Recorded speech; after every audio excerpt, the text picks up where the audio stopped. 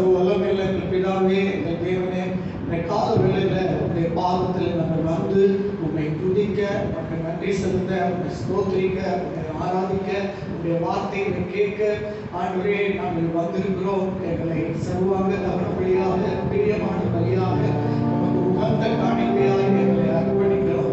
இந்த உலகத்துக்கு ஒத்த தேசம் தெரியாதபடி ஆண்டவரே உங்களுடைய சரீரங்களை ஜீவ பலியாக அவருடைய பாதத்தில் அர்ப்பணியுங்கள் என்று சொல்லப்பட்டிருக்கிறது. கர்த்தருக்கு பிரியமானது, நன்மையானது, சித்தமானது என்னதென்று அறிந்து உங்கள் மனம் புதிதாகிறதினாலே நீங்கள் மறுரூபமாகுங்கள் என்று வசனம் சொல்லுகிறேன். எங்களையே உங்களுடைய பாதத்தில் அர்ப்பணிக்கிறோம். அப்பா, எங்களுடைய உயிரை போல உங்களை நேசிக்கிறோம். ஆண்டவர் எங்களையும் தேவன் அப்படி எங்களை நேசிக்கிறதுனால நம்ம உயிரோடு கூட இருக்கிறோம். உங்களுடைய மனதுருக்கத்தினால இந்த சமூகத்தில் வந்து நிற்பதற்கு கர்த்தரை பாத்திரமாய் நினைத்ததற்காக நன்றி.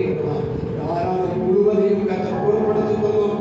நீர் மகிமைப்படும். உங்களுடைய ஆவியானவருடைய பிரசன்னத்தில் இருக்கட்டும், வல்லமை இருக்கட்டும். ஆவியானவர் நடத்தும், ஆசீர்வதியும். எங்களை தரமட்டம் தாழ்த்துகிறோம். இயேசு கிறிஸ்துவின் உன்னத நாமத்தில் துதி ஸ்தோத்திரங்களை ஏறெடுத்து ஜெபிக்கிறோம். ஜீவனுள்ள பிதாவே, ஆமென். தேவனுக்கு மகிமை உண்டாவதாக. பரிசுத்த தேவன் நீரே, வல்லமை தேவன் நீரே, என்றென்றும் தொழுதிடுவோம் நாம் இயேசுவே நாமத்தில்.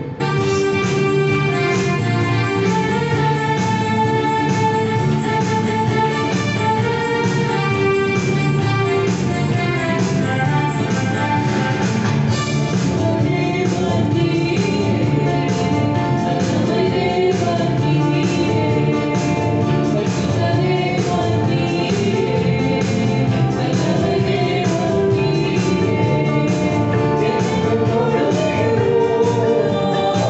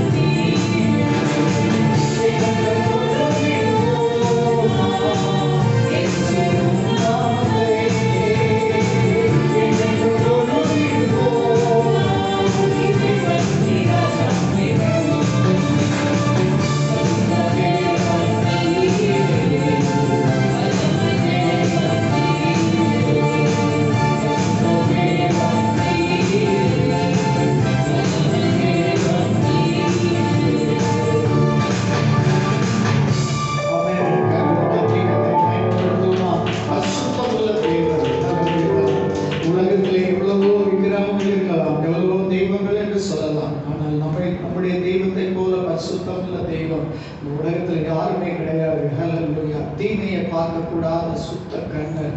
அல்லேலூயா, ஸ்தோத்திரம். பரிசுத்தம் உள்ள தேவனை நாம் ஆராதிக்க வந்திருக்கிறோம். கர்த்தரை நோக்கி பார்ப்போம். ஆராதிக்க, உண்மை ஆராதிக்க, இன்று ஆராதிக்க கூடி வந்தோம். ஆமென், ஆமென், ஆமென்.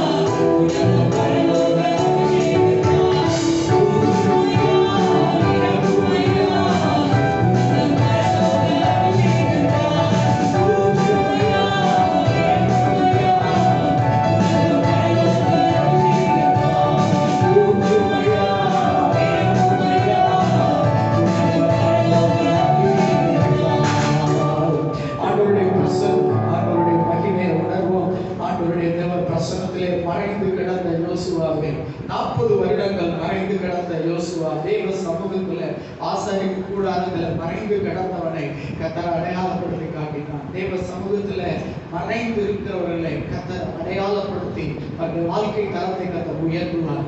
ஆண்டவருடைய பிரசன்னம், ஆண்டவருடைய மகிமை, ஆண்டவருடைய சமூகத்திலே நாம் இருக்கும்போது நாட்கள் ஆகலாம், வருடங்கள் கூட ஆகலாம். ஆனால் சமயம் வாய்க்கும் போது கர்த்தர் ஏற்ற நேரத்தில் நம்மை அடையாளப்படுத்தி கர்த்தர் நம்மை உயர்த்த வல்லமை உள்ளவராகிறார். நாட்கள் நீரோட வாஞ்சித்து கதவு பண்ணுவோம். இந்த நாட்கள் உண்மையே வாஞ்சித்து கதவு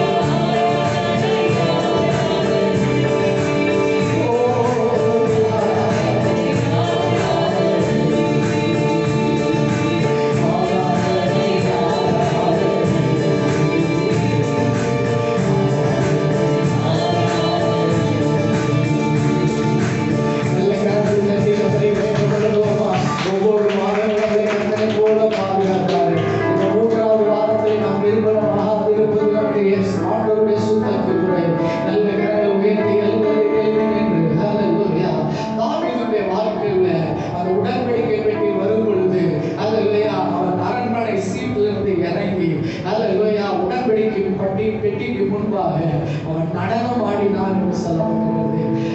அல்லேலூயா ஆட்டு மந்தையில ஆடுகளுக்கு பின்னாக போன என்ன ஆண்டவர் இந்த சமஸ்த இஸ்ரவேலுக்கு ராஜாவாக அல்லேலூயா என்னை தெரிந்து கொண்டாரே என்று சொல்லி தன்னுடைய மேன்மை, தன்னுடைய அந்தஸ்து, தன்னுடைய ஸ்டேட்டஸ் எல்லாத்தையும் விட்டுட்டு ஆண்டவருடைய சமூகத்தில் தன்னுடைய சரீரத்தில் இருக்கிறதான உருவல்கள், சரீரத்தில் இருக்கிறதான ட்ரெஸ் எல்லாம் கலைந்து போட்டு முழு மனதோடு நடனம் ஆடி ஆண்டவருடைய சமூகத்தில் அவன் செல்லிதானே, அவன் நடனம் ஆடினானே. கர்த்தர் உன்னை அடையாளப்படுத்தி காட்டுவார், உன் குடும்பத்தில் அடையாளப்படுத்தி காட்டுவார், உன் உறவினர்கள் மத்தியில் அடையாளப்படுத்தி காட்டுவார். அல்லேலூயா உன்னுடைய சூழ்நிலையில அடையாளப்படுத்தி காட்டி கர்த்தர் எல்லாருக்கும் முன்பாக ஒரு கனம் பண்ணி கர்த்தர் உயர்த்துகிற தேவன் காலங்களில் வந்திருக்கிறார். எல்லாரும் கரங்களை உயர்த்தி ஆண்டவர் என்னுடைய விருப்பம் சபைக்கு வருகிற ஒவ்வொருவருடைய வாழ்க்கையிலும், தனிப்பட்ட வாழ்க்கையிலும், குடும்ப வாழ்க்கையிலும், வேலையிலும், சமுதாயத்திலும், உறவுகள் மத்தியிலும், பங்கு ஜனங்கள் மத்தியிலும், அயலகத்தார் மத்தியிலும், எல்லாருக்கும் மத்தியிலும் கர்த்தர் உங்களை அடையாளப்படுத்தி, உங்களை மேன்மைப்படுத்தி, உங்களை கனப்படுத்தி ஆண்டவர் உயர்த்த போகணும், உயர்த்த வேண்டும் என்றுதான் இந்த காலவேளையில ஆண்டவருடைய சமூகத்தில் ஆண்டவர் உயர்த்த போகிறார். கர்த்தர் உங்களுக்கு உயர்வு வரப்போகிறது, உங்களுக்கு மேன்மை வரப்போகிறது. எத்தனை நாள் நீங்கள் கஷ்டப்பட்ட எல்லா நிலைமைகளும் கர்த்தர் மாற்ற சித்தம் உள்ளவராக இருக்கிறார். அல்லேலூயா. எவ்வளவு நாட்கள் கண்ணீர் விடுத்தீர்கள், எவ்வளவு நாட்கள் போராடினீர்கள், எவ்வளவு நாட்கள் நீங்கள் எல்லாருக்கும் மத்தியில் வைக்கப்பட்டிருக்கிறீர்கள், அவமானப்படுத்தப்பட்டிருக்கிறீர்கள். அல்லேலூயா. ஸ்தோத்திரம். அல்லேலூயா. எல்லாவற்றுக்கும் மத்தியில் கர்த்தர் நீங்கள் செய்து கொண்டிருக்கிற ஜெபம், நீங்கள் செய்து கொண்டிருக்கிற வேத தியானம், செய்து கொண்டிருக்கிற சாட்சியின் தன்மை, செய்து கொண்டிருக்கிற ஆத்தும ஊழியம், உங்களுக்கு இருக்கிற உண்மை, உங்களுக்கு இருக்கிற சத்தியம், உங்களுக்கு இருக்கிறதான கீழ்ப்படிதல், தாழ்மை, பொறுமை எல்லாவற்றையும் கர்த்தர் பார்த்து கொண்டே இருக்கிறார். சமயம் வரும் பொழுது ஏற்ற சூழ்நிலையில எல்லாருக்கும் மத்தியிலும் உங்களை அடையாளப்படுத்தி காட்டி, உங்களை கனப்படுத்தி மகிமையாக்கி ஒரு உன்னதமான ஆசீர்வாதத்திற்காக கொண்டு வருவார். அந்த மனதோடு கூட எல்லாரும் மனது ஒருமனப்பட்டு அல்லேலூயா கர்த்தர் என்னை அடையாளப்படுத்துவார், என்னை அடையாளப்படுத்தி காட்டி எல்லா ஜனங்களுக்கும் மத்தியிலே என்னை மேன்மைப்படுத்துவார் என்று இந்த பாடலை பாடுவோம். நிறைவான ஆவியானவரே, நீர் வரும்போது குறைவுகள் மாறுங்க, நீர் வந்தால் சூழ்நிலை மாறுங்க, முடியாததும் சாத்தியமாகும். எல்லாரும் சேர்ந்து பாடுவோம்.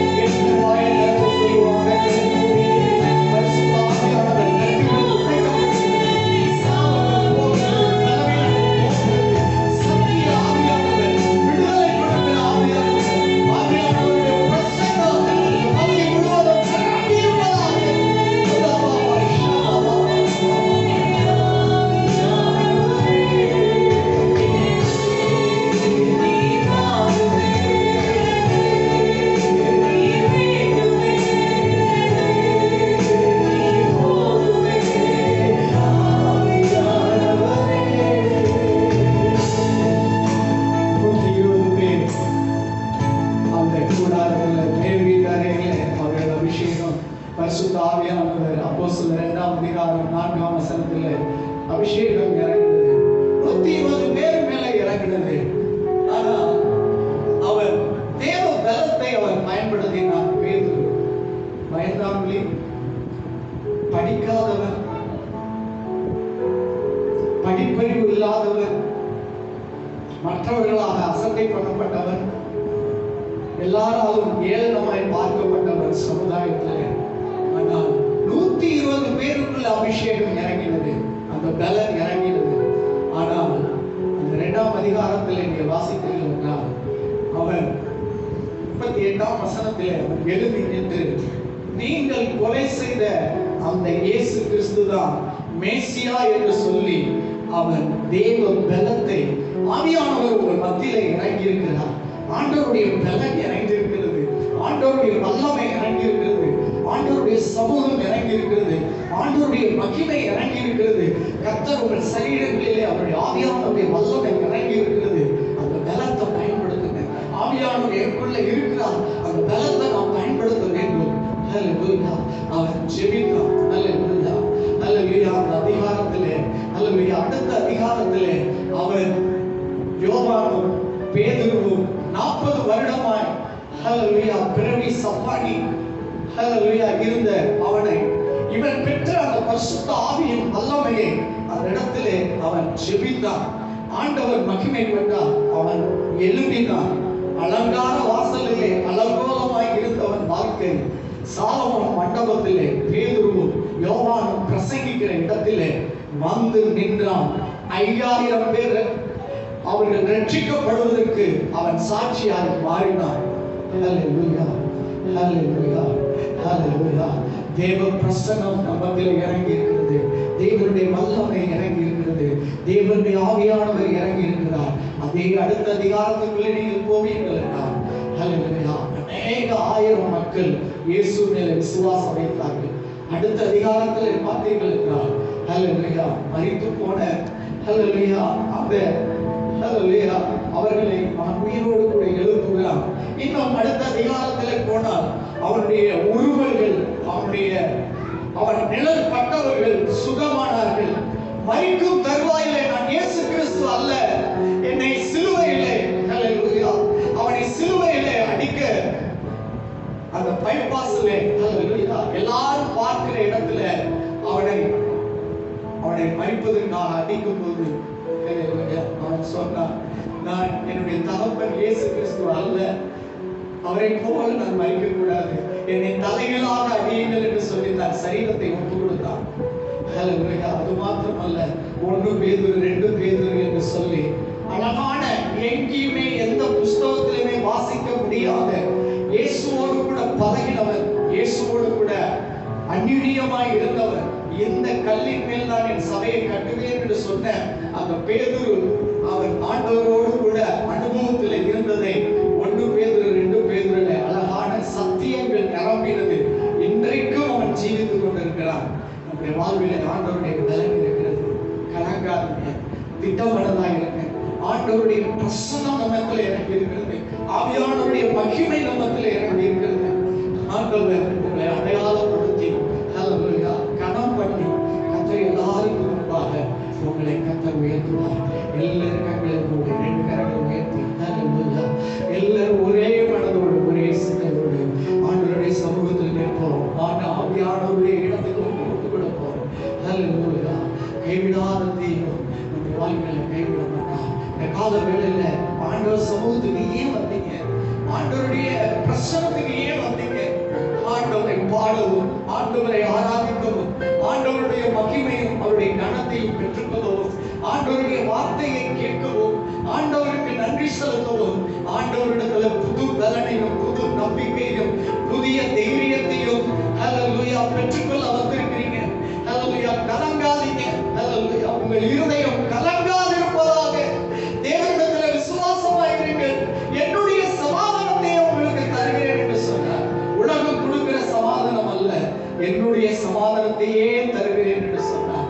ஆண்டவருடைய சமாதானம் இந்த இடத்துல இறங்குவதாக, ஒவ்வொருவரையும் நிரப்புவதாக. எல்லாரும் 2 கரங்களை உயர்த்தி ஆண்டவருடைய சமூகத்தில் உங்களுடைய ஜபங்களை சொல்லுங்க.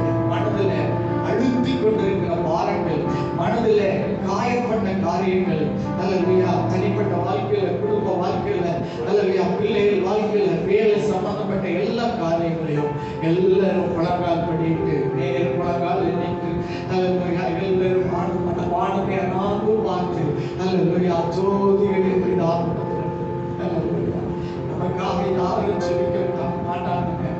நமக்காக நாம தான் ஜெபிக்கணும். நம்ம மகனுக்காக, நம்முடைய பிள்ளைகளுக்காக, நம்முடைய குடும்பத்துக்காக, நம்முடைய தொழிலுக்காக, நம்முடைய வியாபாரத்துக்காக, நம்முடைய பிசினஸுக்காக, நம்முடைய ஆசீர்வாதத்துக்காக வேற யாரும் ஜெபிக்க மாட்டாங்க.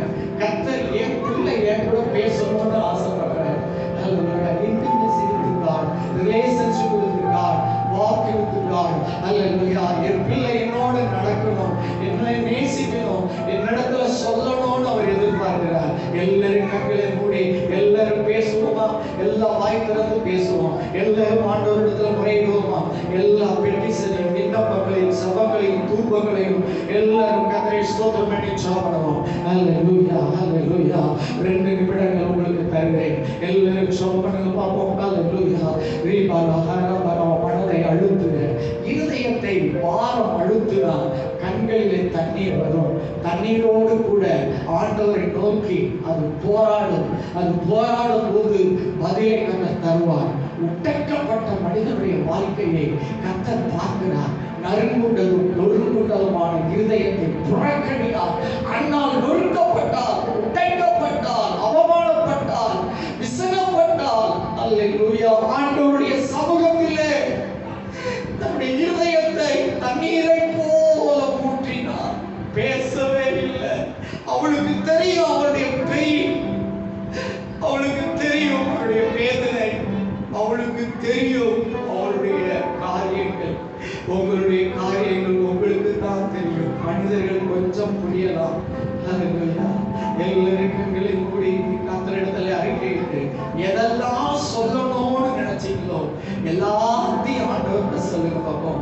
எல்லாரும் சொல்லுங்க. சிறு பிள்ளைகள், பெரியவங்க எல்லாரும் கண்களை மூடி ஆண்டவரே ஸ்தோத்திரம், எல்லாரும் சோபனை பார்ப்போம். எல்லாரும் சோபனை பார்ப்போம். எல்லாரும் சோபனை கண்ணீரோடு கூட ஒன்றுக்கும் கவலைப்படாமல் எல்லாவற்றையும் குறித்து ஸ்தோத்திரத்தோடு கூட ஜபத்திலே விண்ணப்பத்தை தெரியப்படுத்து. அப்பொழுது எல்லா புத்திக்கும் எட்டாத தேவ சமாதானம் உன் இருதயத்தையும் சிந்தையும் காத்துக்கொள்ளும். கர்த்தர் மேலும் பார்த்து வைத்துவிடு. அவரே உன்னை ஆதரிப்பார். அல்லேலூயா. கர்த்தர் நம்மை ஆதரிப்பார். நம்மை தள்ளாட விட்டார். நம்மை காக்கும் தேவன் உறங்க மாட்டார். கைவிடாத தெய்வம். எல்லாரும் கண்களை மூடி, எல்லாருடைய கண்களிலும் பாரம் இருதயத்தை நெருக்கும் போது கண்களிலே படபடன்னு தண்ணி வரணும். பாரத்தை ஆண்டவரிடத்துல சொல்லு. ஆண்டவர்கிட்ட மாத்திரம் சொல்லு. முழங்கால சொல்லு. ஆண்டவர் பாதத்துல ஒப்பு கொடு. தளர்ந்த கைகளை திடப்படுத்து. தள்ளாடுகிற முழங்காலை பலப்படுத்து. கர்த்தர் சமூகத்திலே ஊற்று. உன் இருதயத்தை ஊற்று. அல்லேலூயா. தேவன் கண்ணோக்கி பார்க்கிறார். அல்லேலூயா. கர்த்தரை ஸ்தோத்திரித்தோம், கர்த்தரை மகிமைப்படுத்தினோம், கர்த்தரை ஆராதித்தோம், கர்த்தருடைய நாமத்தை சொல்லி ஆர்ப்பரித்தோம். ஆவியானவர் இறங்கி இருக்கிறார். அவருடைய பிரசன்னம் இறங்கி இருக்கிறது. எல்லாரும் சேர்ந்து எல்லாரும் சொல்லி சோமனும் எல்லாவற்றையும் சொல்லுங்க. ஒன்றை விட ஒன்று இந்த இடத்துல ஒரு சமாதானம் வர வரைக்கும், இதயத்துல சமாதானம் வர வரைக்கும் ஆண்டவர்கிட்ட சொல்லிட்டே இருங்க, சொல்லிட்டே இருங்க, கொட்டிக்கிட்டே இருங்க, எல்லாத்தையும் கொட்டிக்கிட்டே இருங்க. உங்க இருதயம் வெறுமையா மாறட்டும். உங்க சிந்தை வெறுமையா மாறட்டும். உங்களுடைய நினைவுகள் வெறுமையா மாறட்டும். அப்பா கர்த்தர் எல்லாம் பார்த்துருவாருப்பா. கர்த்தர் எனக்கு விடுதலை தருவாருப்பா. எனக்கு ஒரு நம்பிக்கை தருவாருப்பா. எனக்காக யாரையும் செய்வாருப்பா அப்படிங்கிற ஒரு நம்பிக்கை, விசுவாசம் வர வரைக்கும் ஆண்டவர் விடாதபடி எல்லாரும் கர்த்தரை ஸ்தோத்திரம் பண்ணி நிச்சயமா எல்லாரும் சோபனம். கொஞ்சம் பேரோ நிறைய பேரோ கர்த்தர் இன்னைக்கு செய்ய போறது நிச்சயம். கர்த்தர் உங்களுக்காக பாராட்டுகிற கிருபை ஏராளம் ஏராளம் ஏராளம்.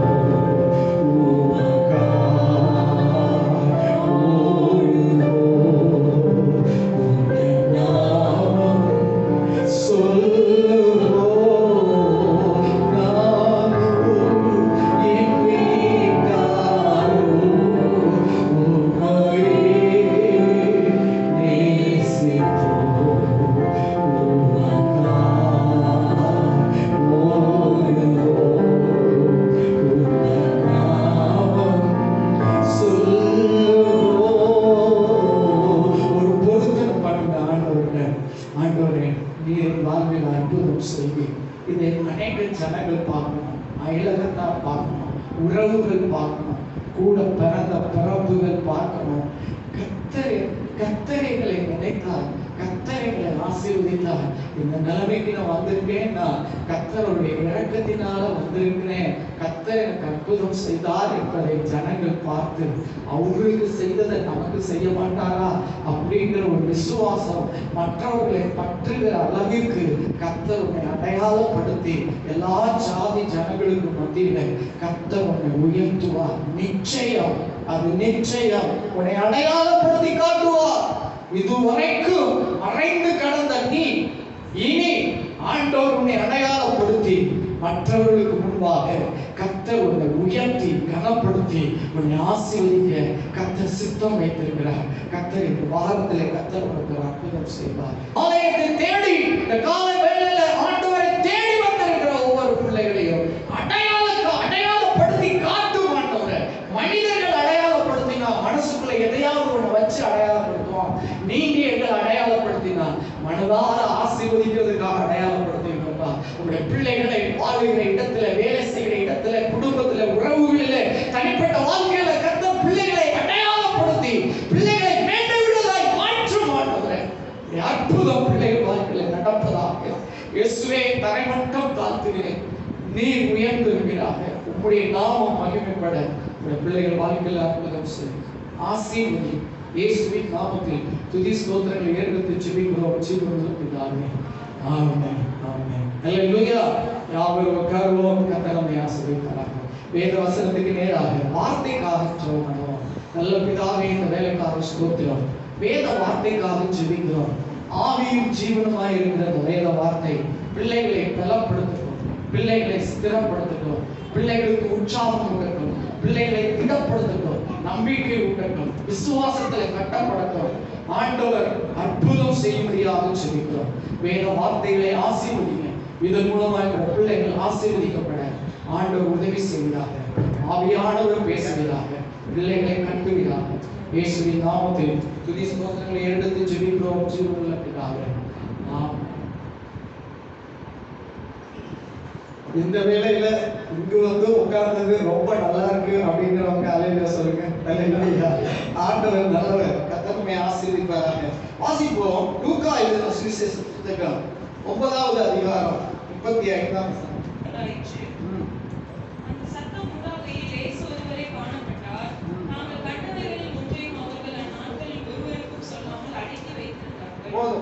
35 இந்த இடத்துல பார்க்கும்போது ஆண்டவர் இயேசு கிறிஸ்துவை அடையாளப்படுத்துகிறது. இன்றைய செய்தி ஆண்டவர் நம்மை அடையாளப்படுத்தி காட்டி கர்த்தர் கனம் பண்ணி உயர்த்துகிற தேவனாய் இருக்கிறார். எத்தனை பேர் அல்லேலூயா சொல்ல முடியும்? அல்லேலூயா. ஆண்டவர் நம்மை ஆசீர்வதிப்பார். பாருங்க, பிதாவாகிய தேவன் இவர் என்னுடைய நேசகுமாரன், இவருக்கு செவி கொடுங்கள் என்று மேகத்திலிருந்து ஒரு சத்தம் உண்டாயிற்று. பாருங்க, ஆண்டவராகிய இயேசு கிறிஸ்து மறைந்து இருந்தார். ஆனால் பிதாவாகிய தேவன் இயேசு கிறிஸ்துவை சீசர்களுக்கு, மனிதர்களுக்கு, உலகத்துக்கு ஆண்டவர் அடையாளப்படுத்தி காட்டுகிறார். அது மாத்திரமல்ல, நீங்கள் வாசித்தீர்கள் என்றால் மத்தேயு 4ஆம் அதிகாரம் 3ஆம் அதிகாரம் அதுல கூட இந்த வசனம் இருக்கிறது. வாசிங்கள். மத்தேயு 3:17 வாசிங்க. அன்றே வானத்திலிருந்து ஒரு சத்தம் உண்டாகி, இவர் என்னுடைய நேசகுமாரன், இவரில் பிரியமாய் இருக்கிறேன். பாருங்க, இதுல கூட என்ன பண்றாருன்னா, இவர் என் நேசகுமாரன், இவரில் நான் பிரியமாய் இருக்கிறேன். ஆண்டவராகிய இயேசு கிறிஸ்து ஞானஸ்தானம் எடுத்து மேலே கரையில ஏறின உடனே ஆண்டவர் இயேசு கிறிஸ்து தண்ணியில இருக்கிறாரு. வானத்துல பிதா சொல்றாரு, இவர் என் நேசகுமாரன், இவரில் நான் பிரியமாய் இருக்கிறேன் என்று சொல்லும்போது பரலோகத்திலிருந்து புறா வடிவிலே பரிசுத்த ஆவியானவர் அவர் மேலே வந்து இறங்கினார். அல்லேலூயா. அப்ப சுத்தி இருக்கிற ஜனங்களுக்கு ஆண்டவராகிய இயேசு கிறிஸ்துவை பிதாவானவர் அடையாளப்படுத்தி காட்டினார். அல்லேலூயா. அது மாத்திரமல்ல, நீங்கள் வாசித்தீர்கள் என்றால் மத்தேயு 17ஆம் வசனம், 17ஆம் அதிகாரம் 5ஆம் வசனத்துல வாசித்தீர்கள். பேசுகையில் போல ஒரு மேகம் அவர்கள் மேல் நிழலிட்டது. இவர் என்னுடைய நேசகுமாரன், இவரில் பிரியமாய் இருக்கிறேன், இவருக்கு செவி கொடுங்கள் என்று அந்த மேகத்திலிருந்து ஒரு சத்தம் உண்டாயிற்று. பாருங்க, மறுரூப மலையில இவர் என் நேசகுமாரன், பிதாவானவர் இயேசு கிறிஸ்துவை பற்றி சீசருக்கு சொல்லப்பட்டது. இவரில் பிரியமாய் இருக்கிறேன், இவருக்கு நீங்கள் செவி கொடுங்கள் என்று சொல்லி இந்த இடத்துல வாசிக்கிறோம். அது மாத்திரமல்ல, 2 பேதுரு 1ஆம் அதிகாரம் 17ஆம் வசனத்தை வாசிக்கிறோம். இவர் என்னுடைய நேசகுமாரன், இவர் என்னுடைய நேசகுமாரன், இவரிடத்தில் பிரியமாய் இருக்கிறேன் என்று சொல்லி, இவரிடத்தில் நான் பிரியமாய் இருக்கிறேன் என்று சொல்லுகிற சத்தம். பாருங்க, பேதுரு 1 பேதுரு 2 பேதுரு எழுதினவரே இயேசுவோட அந்நியமா இருந்தவர். அந்த இடத்துல எல்லாரும் சொல்றதை விட அந்த இடத்துல அந்த மறுரூப மலையில என்ன நடந்தது என்பதை விளக்கமா அந்த இடத்துல எழுதி வச்சிருக்கார். வீட்டுல போய் வாசித்து பாருங்க. அது நாங்க இப்ப சொல்ல வரல, அடையாளப்படுத்துகிறார். இயேசு கிறிஸ்துவை ஜனங்களுக்கு முன்பாக அடையாளப்படுத்துகிறார். இயேசு கிறிஸ்துவை யூதர்களுக்கு முன்பாக அடையாளப்படுத்துகிறார். தன்னுடைய சீசர்களுக்கு முன்பாக அடையாளப்படுத்துகிறார்.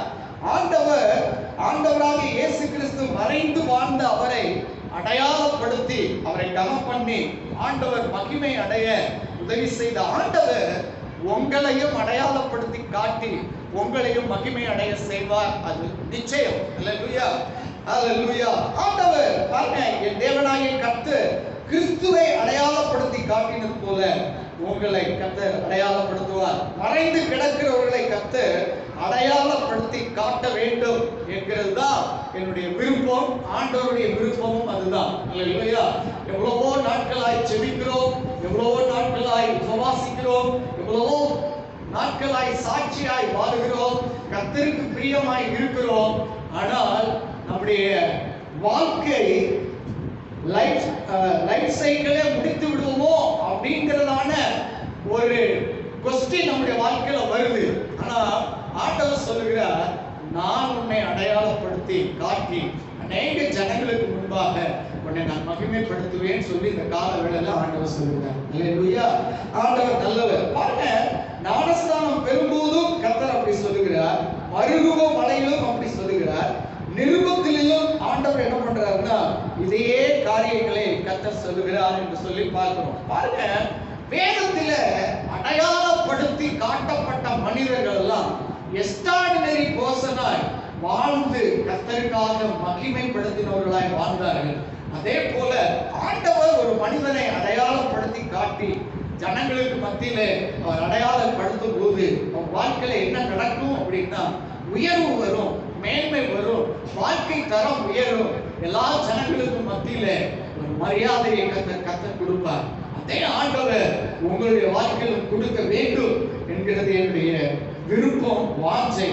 நீங்க ஆசீர்வாதமாய் இருக்கும் போதுதான் ஒரு ஊழியக்காரன் ஆசீர்வாதமாய் இருக்க முடியும். அல்லேலூயா. நீங்க நல்ல செழிப்பா நல்ல ஆசீர்வாதமாய் நீங்கள் இருக்கும் போதுதான் சபை ஒரு ஆசீர்வாதமாய் இருக்க முடியும். ஆகவே இந்த வாரத்தோடு இந்த வசனத்தை உங்களுக்கு பிரசங்கிக்கிறேன். கர்த்தர் வார்த்தையை கவனமாய் கேளுங்கள். முதலாவது அடையாளப்படுத்தின ஆண்டவர், அடையாளப்படுத்தின ஆள் யாருன்னா, எல்லாரும் எடுத்துக்கொள்ளுங்கள். அப்போஸ்தலர் 9ஆம் அதிகாரம் 11 இருந்து 13 வரைக்கும் எல்லாரும் சேர்ந்து வாசிக்க போவோம். முதலாவது அடையாளப்படுத்துகிறேன்.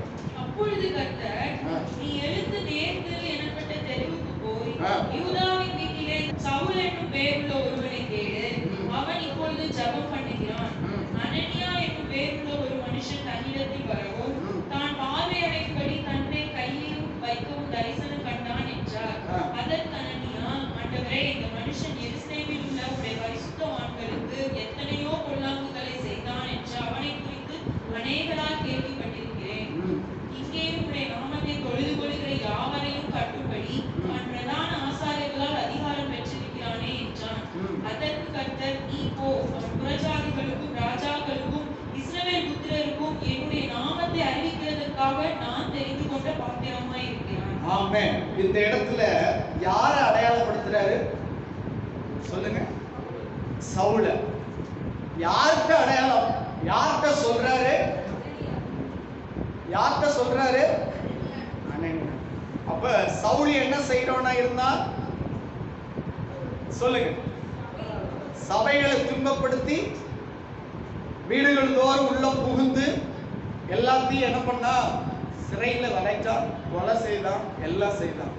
அவனை தான் ஆண்டவர் என்ன பண்றாருன்னா அடையாளப்படுத்துகிறார். யார்கிட்ட அடையாளப்படுத்துகிறார் என்றால், அனனியா அவருடைய சீசர், அவருடைய ஊழியக்காரன் அனனியாவிட்ட சவுலை பாருங்க.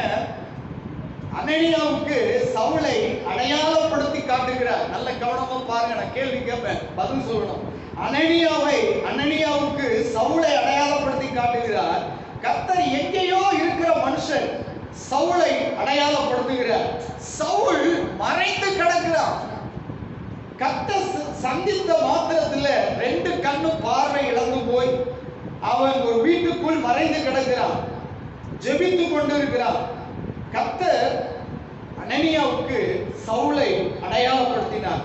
இப்படி ஜெபம் பண்ணி கொண்டு இருக்கிறவனை, கண் தெரியாமல் போய்விட்டது என்று தவித்துக் கொண்டு இருக்கிற அவனை அனனியாட்ட சொல்றாரு, நீ போ, இந்த தெருவுக்கு போ, போய் அங்கு ஒரு மனிதன் ஜெபம் பண்ணி கொண்டு இருக்கிறான், அவன் மேலே கையை வைக்கும் போது அவன் பார்வை அடைவான் என்று சொல்லி அந்த இடத்துல அவன்கிட்ட சொல்லும் போது, அந்த மனிதன் கொல்லாத மனிதனா இருக்கிறான், நான் போக மாட்டேன் அப்படின்னு சொல்லி அனனியா சொல்றான். ஆனா ஆண்டவர் சொல்றார், இல்ல நீ போ. 15ஆம் வசனத்துல வாசிக்கும் போது, நீ போ, அவனை நான் தெரிந்து கொண்ட பாத்திரம் என்று அனனியாவிடத்துல சவுலை ஆண்டவர் அடையாளப்படுத்தி காட்டுகிறார். அப்பொழுது அனனியா சவுல்கிட்ட போய் அவன் மேல கையை வைத்து அவனை ஜெபிக்கும் போது அவனுடைய கண்கள் இருக்கிற செதில்கள் கீழே விழுகிறது. அவன் ஞானஸ்தானம் பெற்றான், அபிஷேகம் பெற்றான். அடுத்து தாமதமின்றி 20ஆம் வசனம் வாசிங்க.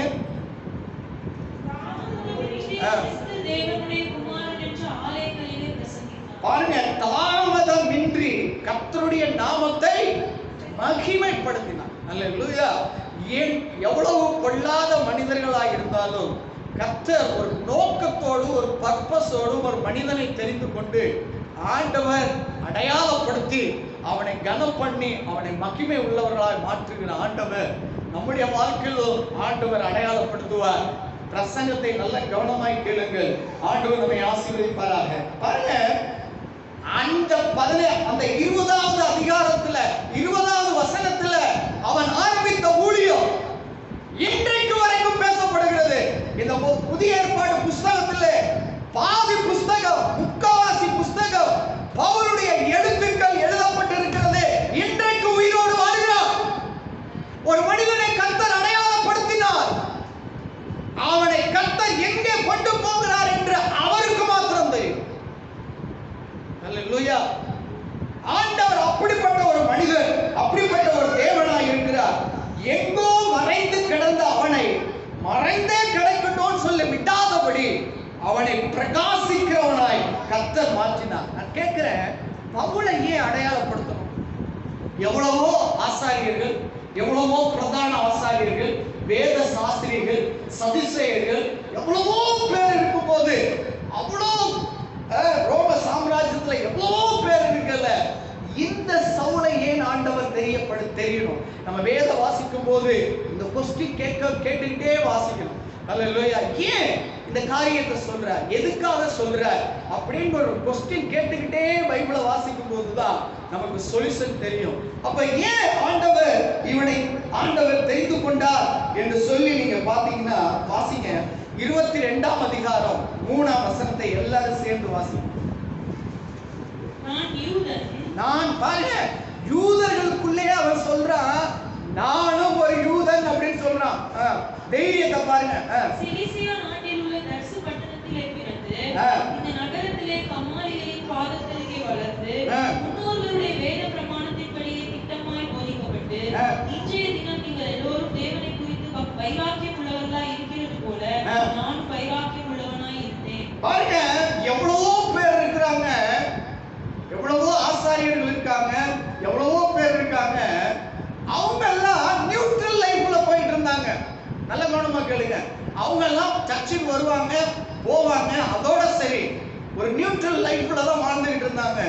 ஆனா இந்த சவுல் தேவ வைராக்கியம் உள்ளவனாய் இருந்தான். யாருக்கு வைராக்கியமாய் இருந்தான் என்றால், யெகோவா தேவன், பழைய ஏற்பாட்டில் இருக்கிற யெகோவா தேவனுக்கு அவன் வைராக்கியமாய் இருந்ததினால இயேசு கிறிஸ்து தனக்கு அவன் வைராக்கியமாய் இருக்க வேண்டும் என்று பிடித்து கொண்டார். அல்லேலூயா. தனக்கு வைராக்கியமாய் இருக்க வேண்டும் என்று பிடித்து கொண்டு அவனை அழைத்து, அல்லேலூயா, அவனை கனம் பண்ணி அவனை மகிமைப்படுத்தி எல்லா ஸ்தானத்தை விட எல்லா மேலான ஸ்தானத்தை அவனுக்கு கொடுத்து பயன்படுத்தின தேவன் அவனை மாத்திரமல்ல உங்களையும் பயன்படுத்த முடியும். எத்தனை பேர் விசுவாசிக்கிறீங்க? அல்லேலூயா. பாருங்க, வைராக்கியம் நம்முடைய வாழ்க்கையில வைராக்கியம் இருக்க வேண்டுங்க. எல்லாரும் சர்ச்சுக்கு வருவாங்க, ஏதோ கடைசியா வந்தோம், உட்கார்ந்தோம், அட்டெண்டன்ஸ் போட்டோம், நம்ம வரக்கூடாது. நல்ல கவனமா கேளுங்க. நியூட்ரல் லைஃப் வாழக்கூடாது. ஒரு எஸ்டாண்டரி பர்சனா, ஒரு வைராக்கியம் உள்ளவனாய் நாம் வாழ வேண்டும் என்று ஆண்டவர் விரும்புகிறார். யார் வைராக்கியமாய் ஆண்டவருக்காக இருக்கிறார்களோ அவர்களை கண்டிப்பா கர்த்தர் அடையாளப்படுத்தி காட்டுவார். அல்லேலூயா. நம்முடைய வாழ்க்கையில தேவை ஆண்டவருக்காக வைராக்கியமாய் வாழுகிற வாழ்க்கையை கர்த்தர் எதிர்பார்க்கிறார். அல்லேலூயா. அப்படி அவன் வைராக்கியமாய் வாழ்ந்தானால் அவனை கர்த்தர் அடையாளப்படுத்தி அவனை கனப்படுத்தி அவனை மகிமை உள்ளவனாய் கர்த்தர் மாற்றுவார். அல்லேலூயா. அப்ப இந்த இடத்துல வாசிக்கும் போது கர்த்தர் அவருடைய வாழ்க்கையில பார்க்கும்போது வாலிப காலத்துல அவன் வைராக்கியமா இருக்கிறான். இன்றைக்கு வாலிப நாட்களிலே நம்முடைய பிள்ளைகள் நம்ம எப்படிப்பட்ட பிள்ளைகளாக இருக்கிறாங்கன்னு பாருங்க. வாலிப நாட்களிலே அவன் பவுல், சவுல் என்கிற பவுல், அவன் வைராக்கியமாய் வாழ்ந்ததை கர்த்தர் பார்த்து ஆண்டவராகிய இயேசு கிறிஸ்து எனக்காக அவன் வைராக்கியமாய் வாழ வேண்டும் என்று சொல்லி அவனை பிடித்தார். அந்த அந்த இடத்துல அவன் தாமதமின்றி தேவனை மகிமைப்படுத்தினான் என்கிற அந்த வசனத்திலிருந்து, அல்லேலூயா, இந்த புஸ்தகம் முடிகிறதே. அநேக புஸ்தகங்களை புதிய ஏற்பாட்டில் அவன் எழுதினான், அநேக பாடுகள் பட்டான். ஆனால் அவன் முடியும் போது நல்ல போராட்டத்தை போராடினேன், என் விசுவாசத்தை காத்துக்கொண்டேன், என் ஓட்டத்தை முடித்தேன், இது முதல் நீதி உள்ள ஜீவ கிரீடத்தை கர்த்தர் தருவார் என்று சொல்லி தன் ஓட்டத்தை முடித்தான். நான் சொல்றேன், பரலோகத்துக்கு போகும்போது அவனுக்கு கொடுக்கப்படுகிற வெகுமதி மிக அதிகமாயிருக்கும். நான் சொல்றேன், நம்ம இந்த உலகத்துக்காக வாழாதபடி நாம் பரலோகத்துக்குரியவர்கள். பரலோகத்துக்காக நாம் பரலோகத்துல ரட்சிப்பை இலவசமாய் கொடுத்த ஆண்டவர், ஞானஸ்தானத்தை இலவசமாய் கொடுத்த ஆண்டவர், அபிஷேகத்தை இலவசமாய் கொடுத்த ஆண்டவர், வாக்குத்தத்தத்தை இலவசமாய் கொடுத்த ஆண்டவர், நியாயப்பிரமாணத்தை இலவசமாய் கொடுத்த ஆண்டவர், உடன்படிக்கை இலவசமாய் கொடுத்த ஆண்டவருக்கு நாம் பக்தி வைராக்கியம் உள்ளவர்களாய் வாழ வேண்டும் என்று ஆண்டவர் விரும்புகிறார். அப்படி வாழும்போதுதான் கர்த்தர் நம்மை மகிமை உள்ளவர்களாய் கர்த்தர் மாற்றுவார். ஆண்டவருடைய நாமம் மகிமைப்படுவதாக. பாருங்க, 1 ராஜாக்களின் புஸ்தகம் 19ஆம் அதிகாரம் 10-14 2 வசனத்தை வாசிங்க.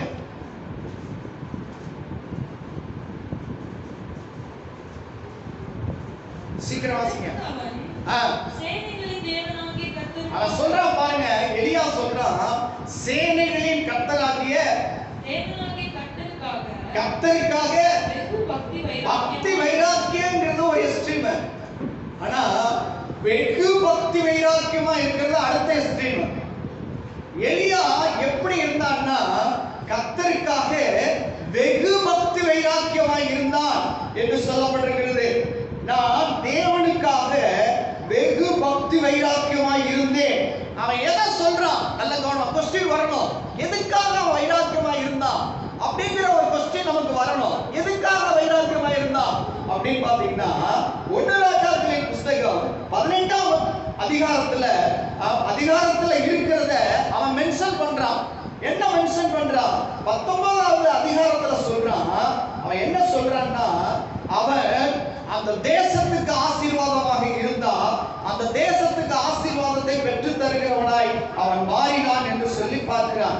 அப்ப எப்படி பெற்று தந்தான் என்றால், தேவனுக்காக வெகு பக்தி வைராக்கியமாய் இருந்தே என்று சொல்லி அவன் அந்த இடத்துல சொல்லுகிறான். நீங்க 18ஆம் அதிகாரத்தை படிக்கும் போது அங்க இருக்கிற சூழ்நிலை என்னன்னு பாத்தீங்கன்னா, தேசம் சபிக்கப்பட்டு கிடக்குது.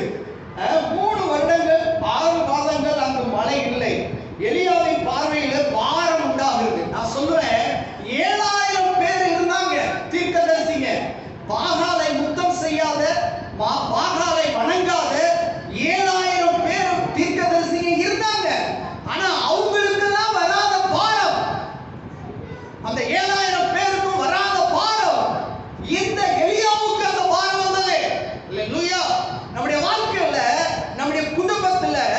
தனிப்பட்ட வாழ்க்கையில, பிள்ளைகளுடைய வாழ்க்கையில, வேலையில, தொழில்ல, பிசினஸ்ல ஏதோ ஒரு காரியம் வருது அப்படின்னா நாம என்ன பண்ணணும் அப்படின்னா, நாம முழங்கால் படியிட்டு ஜெபித்து ஆசீர்வாதத்தை பெற்று தருகிறவர்களாய் நாம் இருக்க வேண்டும். அல்லேலூயா.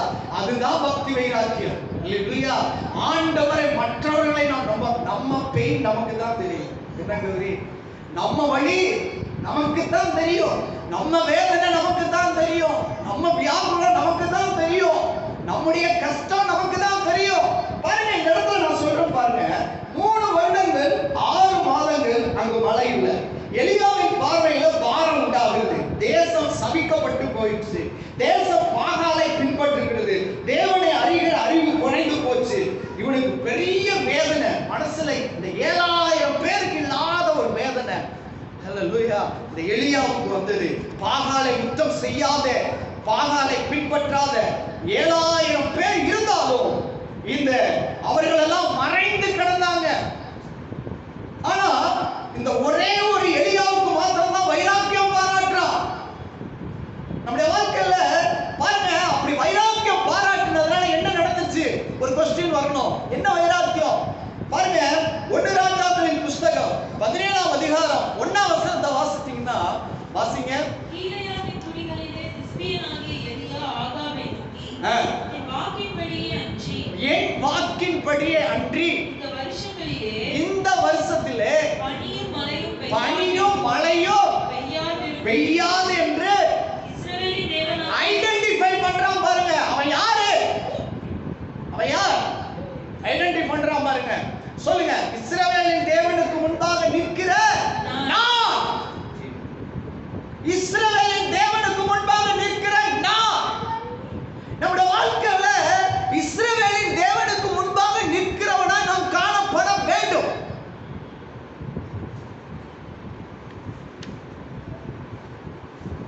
அதுதான் அவனுடைய குவாலிஃபிகேஷன். அதுதான் அவனுடைய என்ன சொல்றது, அதுதான் அவனுடைய தகுதி. அவனுடைய தகுதி என்னன்னா, எப்பவும் இஸ்ரவேலின் தேவனுக்கு முன்பாக நிற்கிற நான் சொல்றேன், என்னுடைய வார்த்தை அன்றி மழையும் பெய்யாது பனியும் பெய்யாது 3 வருஷத்துக்குன்னு சொன்னான்.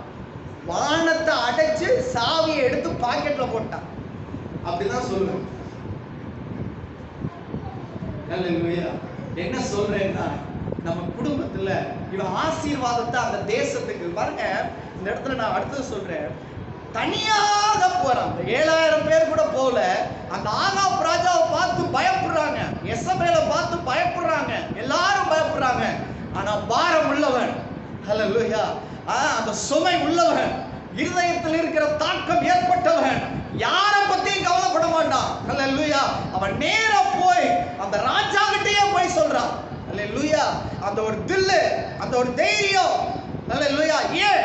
இஸ்ரவேலின் தேவனுக்கு முன்பாக நிற்கிறேன் நான், என்னுடைய தகுதி இஸ்ரவேலின் தேவனுக்கு முன்பாக நிற்கிறேன் நான் என்று சொல்லி அவன் என்ன பண்றான்னா, அதை சொல்றான்.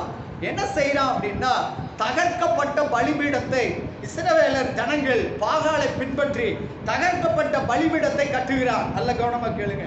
புது பலிபீடத்தை கர்த்தருடைய நாமத்திற்கென்று கட்டுகிறான். அது மாத்திரமல்ல, பலி செலுத்துகிறான், ஜெபிக்கிறான், அக்கினி கீழே இறங்குகிறது. அது மாத்திரமல்ல, ஜனங்கள் சொன்னார்கள், கர்த்தரே தேவன், கர்த்தரே தேவன் என்று சொல்லி எல்லா இஸ்ரவேலருடைய மனதையும் திருப்பினார். ஹல்லேலூயா. எல்லா மக்களுடைய இருதயத்தையும் திருப்பினார். ஜனங்கள் சொன்னது போல தேசத்தில் பாழாக்கின பாவத்தை சங்க அறுத்தான். ஹல்லேலூயா, ஹல்லேலூயா. தேசத்தில் இருக்கிற பாவத்தை சங்க அறுத்தான். அது மாத்திரம் இல்ல, ஜெபிக்கிறான், தேசத்தின் சாபம் மாறுகிறது, ஆசீர்வாத மழை பொழிகிறது. அவன் சொல்லுகிறான், தேவனுக்காக பக்தி வைராக்கியமாய் இருந்தவன். நான் சொல்றேன், தேவனுக்காக பக்தி வைராக்கியம் உள்ளவர்களை அவர்கள் என்ன செய்வார்கள் என்றால், ஆசீர்வாதத்தை தன் தேசத்துக்கு, தன்னுடைய ஜனத்துக்கு அவர்கள் கொண்டு வருகிறவர்களாக இருப்பார்கள்.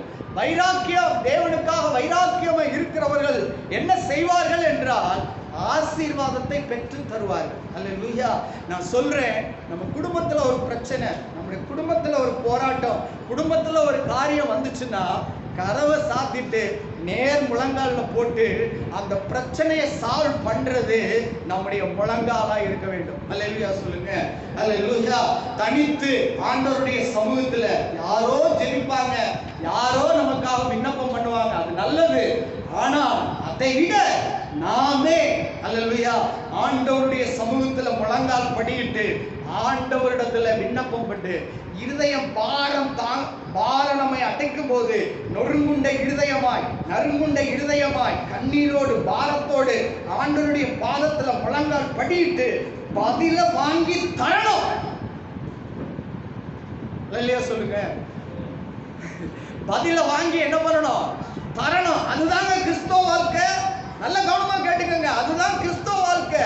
ஒரு குடும்பத்துல ஒரு பிரச்சனை, ஒரு கணவனுக்கு ஒரு பிரச்சனை, பிள்ளைகளுக்கு ஒரு பிரச்சனை, வேலையில ஒரு பிரச்சனை அப்படின்னா கவலைப்படக்கூடாது. உங்கள் இருதயம் கலங்காது இருப்பதாக தேவனிடத்துல விசுவாசமாய் இருந்து ஆண்டவருடைய பாதத்துல முழங்கால் படியிட்டு ஆண்டவர் எத்தனை நாட்கள் ஆகுதோ அந்த சமாதானம், அந்த நம்பிக்கை, அவர் கொடுக்கிற வாக்குத்தத்தம் அதை பெற்றுக்கொள்ளுகிற வரைக்கும் ஆண்டவரை விட்டாம அவரை நாம் போராடி ஜெயித்து ஆசீர்வாதத்தை பெற்றுக்கொள்ளணும். அல்லேலூயா சொல்லுங்க.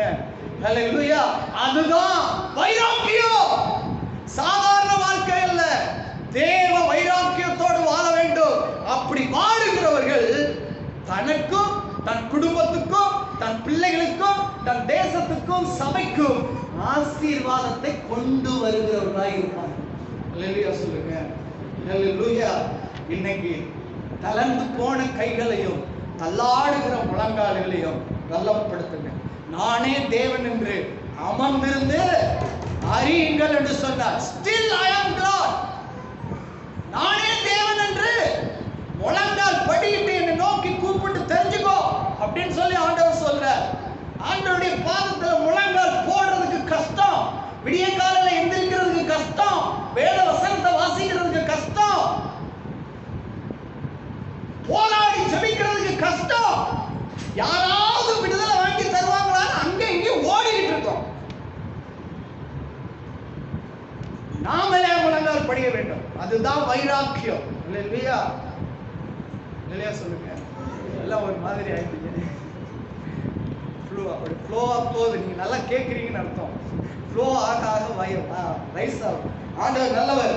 பாருங்க, வைராக்கியமா இருக்கிறவங்க அப்படின்னா ஆசீர்வாதத்தை பெற்று தருவாங்க. ஆசீர்வாதத்தை பெற்று தருகிறவர்கள் தான் பக்தி வைராக்கியம் உள்ளவர். பாருங்க, எலியா ஒரு மனுஷனுக்காக அல்ல, ஒரு தேசத்துக்கே ஆசீர்வாதமா இருந்தான். அல்லேலூயா. நீங்க உங்க குடும்பத்துக்கு மாத்திரமல்ல, உங்க உறவுகள், உங்கள் இன ஜன பந்துகள், அயலகத்தார், இந்த தேசத்துக்கு நீங்க ஆசீர்வாதமாய் மாற்ற போகிறார். அல்லேலூயா. அல்லேலூயா. உங்க முழங்கால் முடங்குனா விடிய காலையில, நான் திரும்ப சொல்றேன், விடிய காலையில எழும்பி நீங்க ஜெபிக்கும் போது, ஆண்டவருடைய பாதத்துல காத்திருக்கும் போது ஆண்டவர் ஆசீர்வாதத்தை தருவார். ஆண்டவருடைய நாமம் மகிமைப்படுவதாக. நம்பர் 1, வைராக்கியமா இருந்தா அவர்களே ஆசீர்வாதத்தை பெற்று தருவார்கள். 2, என்னாகமம் புத்தகம் 25ஆம் அதிகாரம் 6ஆம் வசனத்திலிருந்து 13ஆம் வசனம் வரைக்கும் வாசிப்போம்.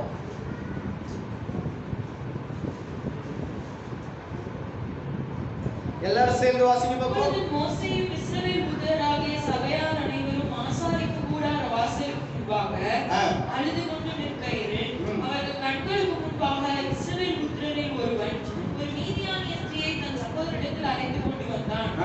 அவன் ஆசாரியனாகிய ஆரோனின் குமாரனான எலெயாசாரின் மகன் பினகாஸ் கண்டபோது அவன் நடுச்சபையில் இருந்து எழுந்து ஒரு ஈட்டியை தன் கையிலே பிடித்து, இஸ்ரவேலனாகிய அந்த மனிதன் வேசித்தனம் பண்ண அறையிலே அவன் பின்னாலே போய் இஸ்ரவேல் மனிதனும் அந்த ஸ்திரீயுமாகிய இருவருடைய வயிற்றிலும் ஈட்டி குருவி போக அவர்களை குத்தி போட்டான். அப்பொழுது இஸ்ரவேல் புத்திரரில் உண்டான வாதை நின்று போயிற்று. அந்த வாதையால் செத்தவர்கள் 24,000 பேர். கர்த்தர் மோசேயை நோக்கி, நான் என் எரிச்சலில் இஸ்ரவேல் புத்திரரை நிர்மூலமாக்காதபடிக்கு ஆசாரியனாகிய ஆரோனின் குமாரனான எலியாசாரின் மகன் பினகாஸ் என் நிமித்தம் அவர்கள் நடுவில் பக்தி வைராக்கியம் காண்பித்ததினால் இஸ்ரவேல் புத்திரர் மேல் உண்டான என் உக்கிரத்தை திருப்பினான். ஆகையால் இதோ அவனுக்கு என் சமாதானத்தின் உடன்படிக்கையை கட்டளையிடுகிறேன். அவன் தன் தேவனுக்காக பக்தி வைராக்கியம் காண்பித்து இஸ்ரவேல் புத்திரருக்காக பாவ நிவர்த்தி செய்தபடியினால் அவனுக்கும் அவனுக்கு பின் பட்டத்திற்குரிய உடன்படிக்கை உண்டாயிருக்கும் என்று சொல் என்றார். இந்த போர்ஷன்ல என்ன பார்க்கிறோம்? யாரை பத்தி பார்க்கிறோம்? சொல்லுங்க. என்ன நடந்துச்சு? அங்க அசுத்தம் நடந்துச்சு. பாருங்க, பினகாஸ் என்பவன் தேவனுக்காக பக்தி வைராக்கியம் உள்ளவன்.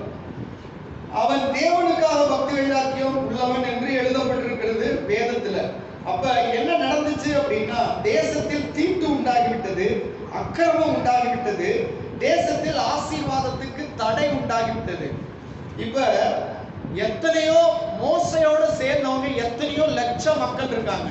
மோசையோட சேர்ந்து அவனுடைய ஆயிரக்கணக்கான என்ன சொல்றது, ஆயிரக்கணக்கான பேர் இருக்கிறாங்க.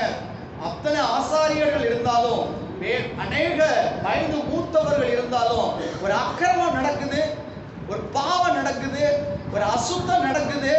அவங்களுக்கெல்லாம் இல்லாத பாரம் யாருக்குள்ள வந்துச்சு?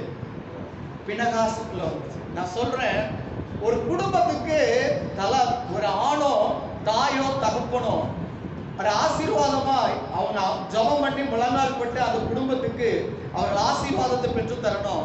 ரெண்டாவது, குடும்பத்துல ஆசீர்வாதம் வருவதற்கு தடையா இருக்கும் சில காரியங்கள். தடையா இருக்கிற காரியம் என்னன்னா, அசுத்தம், பாவம், அக்கிரமம், மீறுதல், தெரிஞ்சு செய்தது, தெரியாது செய்தது, மதீனத்தினால் செய்தது, நாணம் இல்லாமல் செய்த காரியம். ஒரு ஜபம் பண்ணி இருப்போம், அந்த ஆசீர்வாதம் குடும்பத்துக்கு வருவதற்கு தடையா இருக்கும். அந்த தடையை என்ன பண்ணணும்னா நீக்கிறவர்களாய் நம்ம இருக்க வேண்டும். அல்லேலூயா சொல்லுங்க. அல்லேலூயா. நாம ஜெபித்திருப்போம், நல்லா ஜெபித்திருப்போம், ஆனால் அந்த ஆசீர்வாதம் நம்ம குடும்பத்துக்கு வருவதற்கு பிள்ளைகள் பாவம் செய்திருப்பாங்க, கணவர்கள் பாவம் செய்திருப்பாங்க, மனைவி பாவம் செய்திருப்பாங்க, குடும்பத்துல யாரோ அவர்கள் அசுத்தம் செய்திருப்பாங்க. ஏனென்றால் தேவன் தீமையை பார்க்க கூடாத சுத்த கண்ணன். அல்லேலூயா. தீமையை அருவருக்கிறவர், தீமை இருக்கிற இடத்துல அவர் இருக்கவே மாட்டார். அப்படிப்பட்ட நம்முடைய குடும்பத்துல ஏன் ஆசீர்வாதம் இன்னும் வரல, என்ன தடை அப்படியே கண்டுபிடிச்சு அந்த ஆசீர்வாதத்துக்கு தடையா இருக்கிறத எடுத்து போடுகிறவங்க தான் வைராக்கியம் உள்ளவங்க. அல்லேலூயா சொல்லுங்க. எப்படியாவது வேதத்தை வாசித்து ஆண்டவருடைய பாதத்துல காத்திருந்து நம் குடும்பம் ஆசீர்வாதமா இல்லாமல் இருப்பதற்கு காரணம் என்ன என்று கண்டுபிடித்து அவர்கள் என்ன பண்ணுவாங்கன்னா அதுக்கு சொல்யூஷன் செய்யறவங்க தான் வைராக்கியம் உள்ளவர்கள். தடையை, ஒன்று ஆசீர்வாதத்தை கொண்டு வருகிறவர்கள், ரெண்டு தடையை உடைப்பவர்கள். பினகாஸ் எழுப்பினா அக்கிரமம் நடந்தது, ஈட்டியை எடுத்தா ரெண்டு பேரும் பாவம் செய்யும் போது ரெண்டு பேருடைய வயிற்றிலையும் குத்தி அவை மரணத்தை, அந்த பாவத்தை, தீட்டை, அக்கிரமத்தை அவன் அழித்து போட்டான். வாதை நின்றது. அல்லேலூயா. வாதை அப்படியே நின்றது. அப்ப பினகாஸ் வைராக்கியமா இருந்து, எத்தனையோ பேர் இருந்தாலும், மோசே இருக்கான், யோசுவா இருக்கான், எல்லாரும் இருக்கிறாங்க, ஆனா யாருக்குமே அந்த இது இல்லாம, ஆனா இவனுக்கு மாத்திரம் வைராக்கியம் வந்தது. அவன் வைராக்கியம் வந்து அந்த தடையை உடைத்தான், சங்கரித்தான். அல்லேலூயா. நிர்மூலம் பண்ணினான் தடையை. ஆகவே ஜனங்கள் ஆசீர்வதிக்கப்பட்டார்கள். அல்லேலூயா. அப்ப நான் என்ன சொல்ல வரேன்னா, நம்ம குடும்பம் ஆசீர்வாதமா இல்லாமல் இருப்பதற்கு, நம்முடைய தொழில் ஒரு ஆசீர்வாதம் இல்லாமல் இருப்பதற்கு, பிள்ளைகள் ஆசீர்வாதமா இல்லாமல் இருப்பதற்கு, நாம் இருந்த வண்ணமாவே இருந்து கொண்டிருக்கிறோமே, அதற்கு காரணம் என்ன என்று ஆண்டவர் பாதத்துல கண்டறிந்து அதற்கு சொல்யூஷனை வாங்கி தருகிறவர்கள் தான் தேவனிடத்தில் வைராக்கியம் உள்ளவர்கள். அல்லேலூயா. அதை நாம் செய்தே ஆக வேண்டும். அததான் அவன் என்ன பண்றான், இந்த ஒரே ஒரு பினகாஸ் மாத்திரம் எழும்பி அவன் செய்கிறான். அந்த தடைகளை சங்கரித்தான், தகர்த்தான், தேவனுக்காக பக்தி வைராக்கியமாக இருந்தான். எந்த தடையா இருக்கட்டுங்க, நம்ம பிள்ளைகள் செய்யறாங்களா, நம்ம கணவர் செய்யறாங்களா, நம்முடைய காரியங்கள் அப்படி இருக்கா, வேலை ஸ்தலத்துல இருக்குதா, நம்முடைய அயலகத்தா, நம்முடைய சுற்றில் இருக்கிற ஜனங்கள் இருக்கிறாங்களா, அந்த எந்த தடையா இருந்தாலும், எந்த பாவமா இருந்தாலும், எந்த அக்கிரமம் இருந்தாலும், எந்த மீறுதலா இருந்தாலும் காம்ப்ரமைஸ் ஆகவே கூடாது. அல்லேலூயா. காம்ப்ரமைஸ் ஆயிரும், ஆகவே கூடாது. அதை எதிர்த்து நிற்கணும். இவன் காம்ப்ரமைஸ் ஆகல, அந்த தடையை உடைச்சான். யாரா இருந்தா என்ன, அவன் உடைத்து போட்டான். ஜனங்களை கர்த்தர் ஆசீர்வதித்தார். அல்லேலூயா. பாருங்க, அவன் தேவனுக்காக வைராக்கியமா இருந்தான். தடை என்றாலே எதிர்ப்பார்கள். அது தேவனுக்காய் உள்ள வைராக்கியம். தடைகளை கண்டும் கண்டு கொள்ளாமல் இருக்க மாட்டாங்க. உள்ள பாவம் செய்து, வீட்டுக்காரர் பாவம் செய்யற, மனைவி பாவம் செய்து, அல்லேலூயா, வீட்டுல இருக்கிறவங்க செய்யறாங்கன்னா கண்டு கொள்ளாம அப்படியே போக கூடாது. உடனே கண்டிச்சு அவர்களை கீழ்ப்படுத்தி அவர்களை ஆண்டவரிடத்துல பாவ அறிக்கை செய்து அவர்களை மன்னிப்பு கேட்க வச்சு அந்த தண்டனையை நிவர்த்தி செய்யணும். நிவர்த்தி செய்கிறது தான் வைராக்கியம். அல்லேலூயா, அது செய்து முடித்திரணும். அல்லேலூயா, சொல்லுங்க. பினகா செய்தானா இல்லையா? இதுக்கு நம்ம 4 நட்சத்திரம் பார்க்குற மாதிரி யாரையோ போய் தேடி கிடக்கணும். நம்மளே முழங்கால் போட்டு நம்ம குடும்பத்தில் நமக்கு தெரியாதா? குழம்பு வைக்க போறோம்னா ஏன் குழம்பு சரியா இல்லை அப்படின்னா கண்டுபிடிச்சு அதை ஒன்று கூட்டணும், ஒன்று கழிக்கணும், ஒன்று சேர்க்கணும், ஏதோ ஒன்று பண்ணணும் இல்லையா? அதே போலதான் நம்முடைய வாழ்க்கையில தடை என்ன? ஏன் இப்படியே இருக்கிறோம்? ஏன் வாழ்க்கை இப்படியே இருக்கு? எதனால எனக்கு ஆசீர்வாதம் இல்லை? ஏன் இஸ்ரவேலை ஆசீர்வதிப்பதே தேவனுக்கு பிரியம். சுத்த இருதயம் உள்ள இஸ்ரவேலுக்கு கர்த்தர் நல்லவர். நீ ஆசீர்வாதமா இருப்பதே எனக்கு பிரியம்னு ஆண்டவர் சொல்றார். ஆனா நம்ம ஆசீர்வாதமா இல்ல. நிறைய காரியங்கள்ல நம்ம இல்ல. ஏன்? ஆண்டவர் பாதத்துல போய் உட்கார்ந்து ஆண்டவர்கிட்ட கேட்டு அதை சரி பண்ணும்போது, அந்த தடை விலகும் போது வர வேண்டிய ஆசீர்வாதம் வரும். அல்லேலூயா சொல்லுங்க. அதை நாம் செய்ய வேண்டும். 2 மூன்றாவதாக சொல்லுகிறேன். இதோட நான் முடிக்கிறேன். 3 காரியத்தை மாத்திரம் சொல்லி முடிக்கிறேன். உன்னத பாட்டு ஏற்கனவே சொல்லியிருக்கேன். 6ஆம் அதிகாரம் 8ஆம் வசனம், 8ஆம் அதிகாரம் 6, 7 வாசிங்க.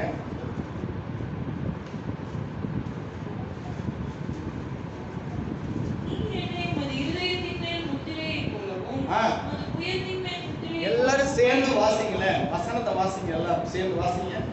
நேசம் மரணத்தை போல் வலிது, நேச வைராக்கியம் பாதாளத்தை போல் கொடிதாய் இருக்கிறது.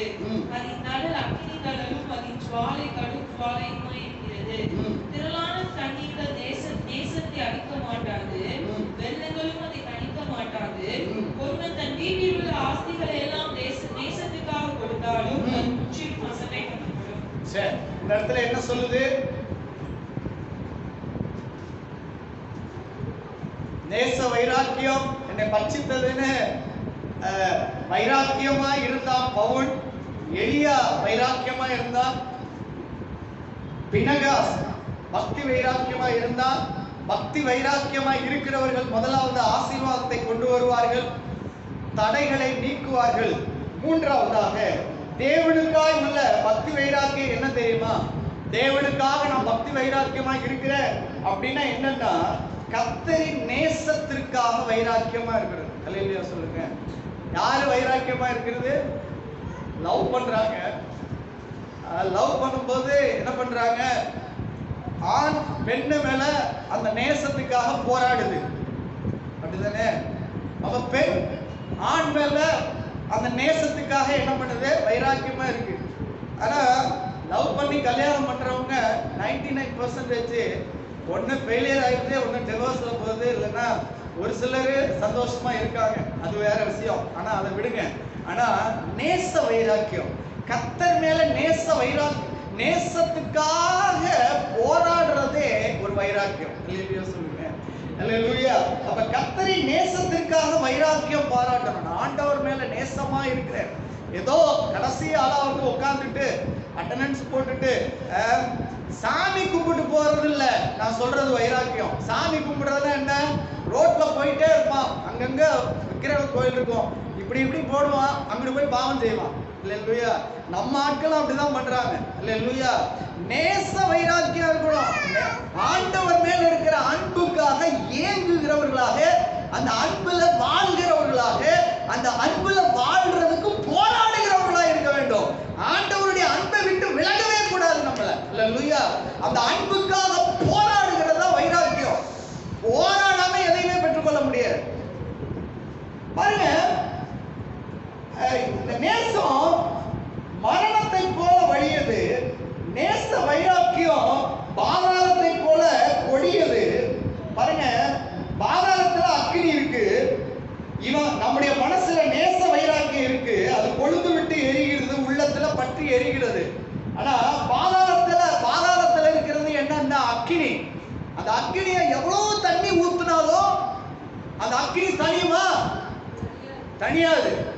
அதே போல ஆண்டவர் நம்ம உள்ளத்துல இருக்கிறதால அந்த கொழுந்து விட்டு எரிகிற அந்த அக்கினி தழல் எவ்வளவு தண்ணி ஊத்துனாலும் அணையவே அணையாது. அல்லேலூயா.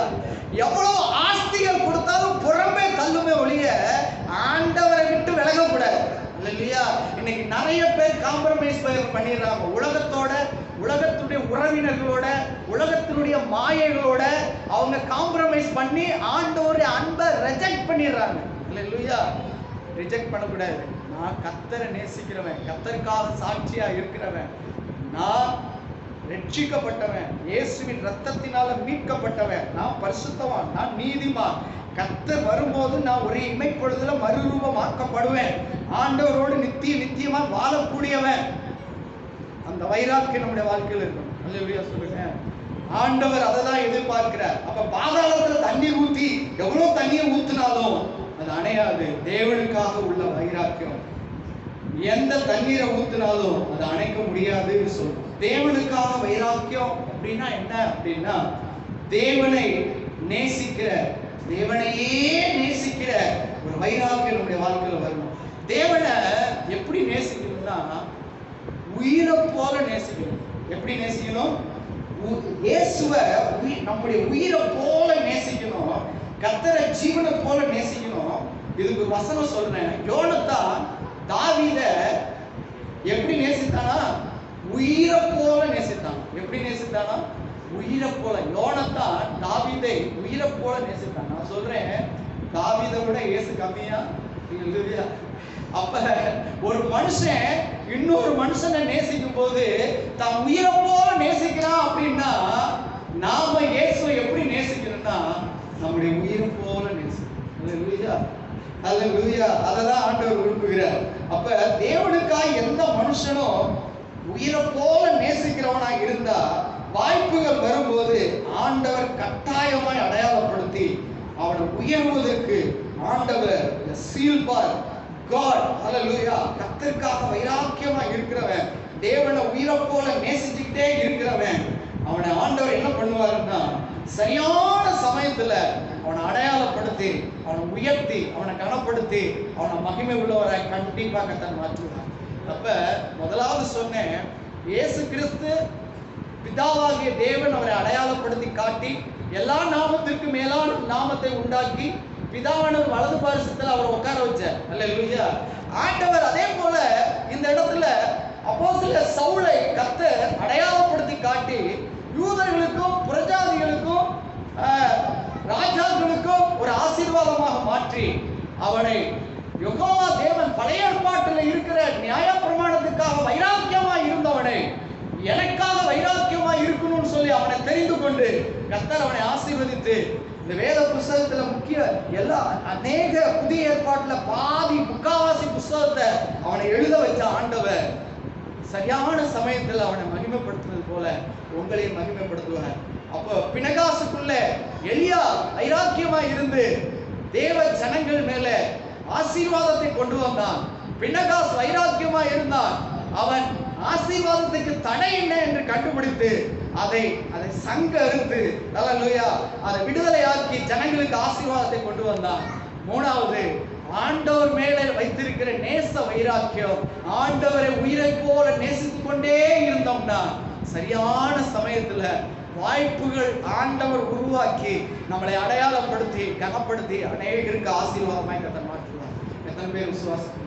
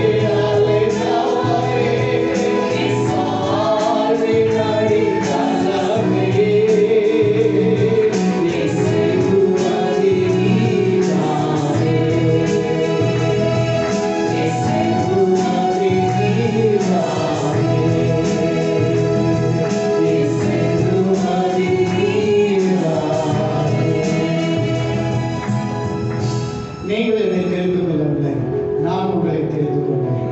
என்னுடைய பிள்ளையாய் இருக்கும்படியாக நான் தான் உங்களை தெரிந்து கொண்டேன். உங்களுக்காக நான் தான் ரத்தம் சிந்தித்தேன், நான் தான் உடலை கொடுத்தேன், நான் தான் உயிரை கொடுத்தேன். என்னுடைய கிருபையினால் நீங்கள் ரட்சிக்கப்பட்டீர்கள். என்னுடைய கிருபையினால் நீங்கள் நிர்மலமாகவில்லை. என்னுடைய கிருபையினாலே நீங்கள் நினைத்திருக்கிறீர்கள். நான் தான் உங்களை அழைத்தேன், நானே உங்களை உருவாக்கினேன், நானே உங்களை வளர்த்தேன், நானே உங்களை பாதுகாத்தேன், நானே உங்களை நடத்தி கொண்டிருக்கிறேன். உங்களுடைய ஜபங்களை அறிவேன், உங்களுடைய வேத தியானத்தை அறிவேன், உங்களுடைய பரிசுத்தத்தை அறிவேன், உங்களுடைய உண்மையை அறிவேன். நீங்கள் என்னை உறுதியாய் பற்றி இருக்கிறதை நான் அறிவேன். சரியான சமயத்தில் எல்லா ஜனங்களுக்கு மத்தியிலே, எல்லா உறவுகளுக்கு மத்தியிலே, பங்கு ஜனங்களுக்கு மத்தியிலே உங்களை அடையாளப்படுத்தி காட்டுவேன். அடையாளப்படுத்தி காட்டி உங்களை மகிமைப்படுத்தி உங்களை மேன்மை உள்ளவனாய் நான் மாற்றுவேன் என்று கர்த்தர் இந்த நாளில் நம்மோடு பேசி இருக்கிறார். அல்லேலூயா. அதற்கு தேவை என்னவென்றால் வைராக்கியம். ஆண்டவருக்காக வெகு பக்தி வைராக்கியம் பாராட்டின எலியாவை போல ஒரு தேசம், ஒரு குடும்பம், அல்லேலூயா, ஒரு வேலை, ஒரு பிசினஸ், அல்லேலூயா, மற்ற அயலகத்தார் நம்முடைய உறவுகளுக்குள்ளே ஆசீர்வாதத்தை பெற்று தருகிறவர்களாய் நாம் மாற வேண்டும். அல்லேலூயா. எது நம்முடைய வாழ்க்கையில தடையாய் இருக்கிறதோ அதை தடையை கண்டுபிடித்து ஆண்டவரின் பாதத்தில் காத்திருந்து முழங்கால் படியிட்டு அந்த தடையை உடைக்க வேண்டும். அல்லேலூயா. ஆண்டவரை உயிரை போல நேசிக்க வேண்டும். ஆண்டவரை உயிரை போல நேசித்து அவரை உறுதியாய் பற்றிக்கொண்டு, அல்லேலூயா, அல்லேலூயா, நேச வைராக்கியம் மரணத்தை விட வலியது என்று சொல்லப்பட்டிருக்கிறது. யோனத்தான் தாவீதை உயிரை போல நேசித்தான் என்று சொல்லப்பட்டிருக்கிறது. நாம் ஆண்டவரை உயிரை போல நேசிக்க வேண்டும். நல்ல கரங்களை உயர்த்தி என் நம்பிக்கையை நமக்கு ஸ்தோத்திரம், என்னுடைய ஆண்டவரே, என்னுடைய அடித்தளமே நமக்கு ஸ்தோத்திரம், ஆண்டவரே, என்னுடைய அடைக்கலமே நமக்கு ஸ்தோத்திரம், என் சுதந்திரமே நமக்கு ஸ்தோத்திரம், என் சொத்தே நமக்கு ஸ்தோத்திரம், என்னை பாதுகாக்கிறவரே ஸ்தோத்திரம், என்னை காப்பவரே நமக்கு ஸ்தோத்திரம். உடைய இரக்கத்துக்காக, கிருபைக்காக, அன்புக்காக ஸ்தோத்திரம். நன்றி அப்பா. நான் நிர்மலமாகாது இருப்பது உடைய சுத்த கிருபை ஆண்டவரே. கால வேளையில ஆண்டவருடைய ஆலயத்தில் வந்து உம்மை பாட, உம்மை துதிக்க, உம்முடைய ஆராதிக்க, உம்முடைய வார்த்தைகளை கேட்க, ஆண்டவரே பலிகளை செலுத்த, ஆண்டவரே நாங்கள் வந்திருக்கிறோம் அப்பா. எல்லா ஆராதனைகளையும் ஏற்றுக்கொண்டேன், எங்களோடு கூட பேசினேன். ஆண்டவரே ஒவ்வொருவரையும் வந்திருக்கிற ஒவ்வொருவரையும் ஆண்டவரே சரியான சமயத்துல, ஆண்டவரே சரியான ஏற்ற சமயத்துல, ஆண்டவரே சரியான சிச்சுவேஷன்ல உடைய பிள்ளைகளை அடையாளப்படுத்தும். ஆண்டவரே அவர்கள் பட்ட கண்ணீர்கள், அவர்கள் பட்ட வேதனைகள், அவர்கள் கடந்து வந்த பாதைகள் எல்லாவற்றையும் கர்த்தர் அறிவீர். தூரத்தில் இருந்து எங்கள் நினைவுகளை அறிவீர். இன்றைக்கு என் வாழ்க்கை மாறுமா, நாளைக்கு என் வாழ்க்கை மாறுமா என்று சொல்லி சூழ்நிலை, குடும்பத்தின் சூழ்நிலை, பிள்ளைகளின் சூழ்நிலை, வேலை இல்லாத சூழ்நிலை, ஆண்டவரே வியாதியின் சூழ்நிலை, குடும்பத்தில் இருக்கிற போராட்ட சூழ்நிலையை பார்த்து ஏற்ற நேரத்தில் சரியான ரைட் டைம், கரெக்ட் டைம், அந்த டயத்தில் உடைய பிள்ளைகளை அடையாளப்படுத்தி நீங்க காட்டணும். ஆண்டவரே உடைய பிள்ளைகளை அடையாளப்படுத்தி காட்டணும். ஆண்டவரே மற்றவர்களுக்கு மத்தியில நீங்க அடையாளப்படுத்தி காட்டி உடைய பிள்ளைகளை மேன்மை உள்ளவர்களாய், ஆசீர்வாதம் உள்ளவர்களாய், தனக்கும் தன் குடும்பத்துக்கும் பிள்ளைகளுக்கும் எல்லாருக்கும் ஒரு ஆசீர்வாதமாய் உடைய பிள்ளைகள் இருக்க கெஞ்சுகிறேன். ஆண்டவரே உடைய பாதத்தை இறுக பற்றிக்கொண்டு உடைய பிள்ளைகளுக்காக ஜெபிக்கிறேன். ஆண்டவரே உடைய பிள்ளைகள் வாழ்ந்து இருக்கும் போது, உடைய பிள்ளைகள் ஆசீர்வாதமாய் இருக்கும் போது, உடைய பிள்ளைகள் செலுத்திருக்கும் போது, மகிழ்ச்சியா இருக்கும் போதுதான் உடைய ஊழியக்காரனுடைய இருதயம், உங்களுடைய இருதயம் ஆண்டவரே அது சமாதானமாய் மாறும். ஆண்டவரே இந்த பிள்ளைகள் வாழ்க்கையில் இருக்கிற எல்லா இன்னல்களையும் எடுத்து போடும், சமாதானத்தோடு போகும், கனப்படுத்தி ஆண்டவரை அடையாளப்படுத்தி கர்த்தர் பிள்ளைகளை மகிமை மாற்றப்படுவதற்காக சொல்றேன். எந்த பலத்தோடு புறப்பட்டு போங்க, பராக்கிரமசாலியை கர்த்தர் உன்னோடு கூட இருக்கிறார். கடற்கரை மணலத்தனையாய் இருக்கிற இந்த மீதியானங்கள், உங்களுக்கு விரோதமாய் இருக்கிற போராட்டங்கள், சேலஞ்சுகள், அல்லது சூழ்நிலைகள் எல்லாவற்றையும் கர்த்தர் உங்களோடு கூட இருந்து ஒரு மனிதனை முறியடிப்பதை போல நீங்கள் முறியடித்து ஒரு பெரிய வாசலை கர்த்தர் உங்களுக்காக திறப்பார். திறக்கணும் சுவாமி, உடைய பிள்ளைகளுக்கு திறக்கணும், உடைய பிள்ளைகள் ஆசீர்வாதமாய் இருக்கணும், உடைய நன்மையை பெற்றுக்கொள்ளணும். அப்படியே செய்ய முடியாத நாங்கள் ஜெபம் பண்ணுகிறோம். என்னை தாழ்த்துகிறேன் அப்பா, உம்முடைய நாம மகிமை கண்டு உம்முடைய பிள்ளைகளை வாழ்ந்திருக்க செய்கிறார். இயேசுவின் நாமத்தில் துதி ஸ்தோத்திரங்களை ஏறெடுத்து ஜெபிக்கிறோம் ஜீவனுள்ள பிதாவே. ஆமென். என் ஆத்துமாவே கர்த்தரை ஸ்தோத்திரி, என் முழு மனதும் பரிசுத்த நாமத்தை ஸ்தோத்திரி. என் ஆத்துமாவே கர்த்தரை ஸ்தோத்திரி, கர்த்தர் செய்த சகல உபகாரங்களையும் மறவாதே. ஆமென். நம்முடைய கர்த்தராகிய இயேசு கிறிஸ்து கிருபை, பிதாவுடைய அன்பு, பரிசுத்த ஆவியானவருடைய அன்பின் ஐக்கியம் இன்றும் என்றும் சதா காலம் நம் அனைவரோடு கூட இருப்பதாக. ஆமென். ஆமென். உங்களை அடையாளப்படுத்துவார் ஆண்டவர். ஜனங்களுக்கு மத்தியில் இருந்த உங்களை அடையாளப்படுத்தி காட்டி உங்களை மகிழ்ச்சியோடு மாற்றுவார். அவருக்கு கனம் உண்டாகட்டும், அவருக்கு மகிமை உண்டாகட்டும். இந்த விசுவாசத்தோடு இந்த பலத்தோடு புறப்பட்டு போங்கள். கர்த்தர் உங்களுக்கு ஆச்சரியமான வழிகளை வாசல்களை God bless you.